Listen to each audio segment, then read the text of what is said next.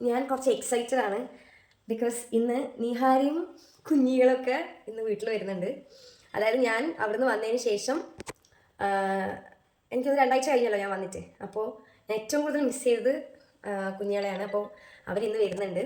വരില്ല എന്നൊക്കെ വിചാരിച്ചാണ് കുഞ്ഞിൻ്റെ വിസയൊന്നും ശരിയാവായിട്ട്.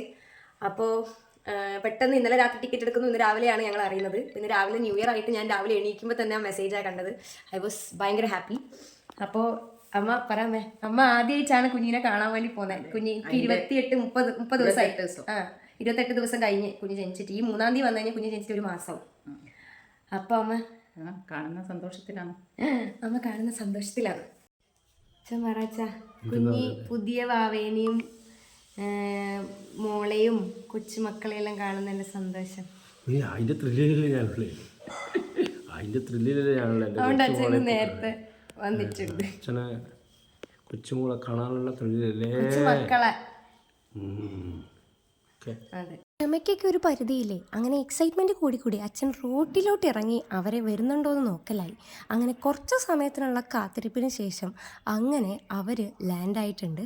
അവർ ഒത്തിരി പേരുണ്ടായിരുന്നു. അപ്പോൾ ഓടിച്ചെന്ന് കുഞ്ഞിനെ വാങ്ങലായി, വലിയ കുഞ്ഞിനെ എടുക്കലായി, പിന്നെ അങ്ങോട്ടും ഇങ്ങോട്ടും നോക്കലായി. എല്ലാവരും വീട്ടിൽ കയറിയതിന് ശേഷം ഭയങ്കര ബഹളമായിരുന്നു. കുഞ്ഞിനെ താലോലിക്കലും ചിരിപ്പിക്കലും കളിപ്പിക്കലൊക്കെ. പക്ഷേ ശരിക്കും പറഞ്ഞാൽ സർപ്രൈസ് പിറ്റേ ദിവസമായിരുന്നു. അച്ചാച്ചനും അമ്മമ്മയും വന്നത് ഇതൊന്നും അറിയാണ്ടായിരുന്നു. സർപ്രൈസ് കൊടുക്കാനിരുന്നപ്പോൾ ഞങ്ങൾ ചെറുതായിട്ട് ചമ്മിപ്പോയി. കാരണം ആരോഹി ആ എക്സൈറ്റ്മെൻറ്റിൽ മുത്തശ്ശാന്ന് ഉറക്കെ വിളിച്ചു. അതോടെ സർപ്രൈസ് ഇതേ വരാന്തയിൽ വെച്ച് തന്നെ പൊളിഞ്ഞിട്ടുണ്ട്. പിന്നെ നമ്മൾ കുട്ടീനെയൊക്കെ എടുത്ത് പുറത്തു പോയി കണ്ടു. അവർക്കും സന്തോഷമായി. കാരണം ആദ്യമായിട്ട് കുഞ്ഞിനെ കാണുകയാണ്, കുറേ നാളത്തിന് ശേഷം ആരോഹിനെ കാണുകയാണ്. അതുകൊണ്ട് അവരിതേ കുഞ്ഞുങ്ങളെ എടുത്ത് അങ്ങോട്ടും ഇങ്ങോട്ടും താലോലിക്കലും കളിപ്പിക്കലും ചിരിപ്പിക്കലൊക്കെ ആയിരുന്നു. അപ്പോൾ ന്യൂ ഇയർ പ്രമാണിച്ച് നമ്മളെല്ലാവരും ഭയങ്കര ഹാപ്പിയായിരുന്നു. അപ്പോൾ ഈ വീഡിയോ ഇത്രയേ ഉള്ളൂ. ബായ്.